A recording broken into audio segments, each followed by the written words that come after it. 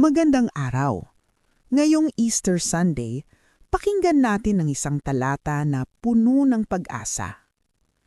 Ako ang muling pagkabuhay at ang buhay. Ang sumasampalataya sa akin, kahit siya'y mamatay, ay mabubuhay. Juan 11:25. May isang taong dumaan sa matinding pagsubok. Pakiramdam niya, sunod-sunod ang pagkatalo. Nawalan siya ng gana, ng direksyon, at ng tiwala sa sarili. Araw-araw, bumabangon siya pero parang walang dahilan. Hanggang isang araw, naalala niya ang pangako ng Diyos na may buhay pagkatapos ng pagkadapa, may pag-asa pagkatapos ng sakit.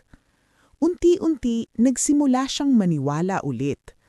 Hindi agad naging madali, pero bawat hakbang may lakas na dumarating. At doon niya naunawaan. Ang tunay na pagkabuhay ay hindi lang nangyayari minsan. Nangyayari ito sa bawat pusong muling naniniwala. Kung pakiramdam mo nawawala ka ngayon, tandaan mo, hindi ka tapos, binubuo ka pa. Sa araw na ito, hayaan mong buhayin muli ang pag-asa sa puso mo. Dahil ang Diyos ay hindi lang Diyos ng kahapon, Siya ay Diyos ng bagong simula ngayon.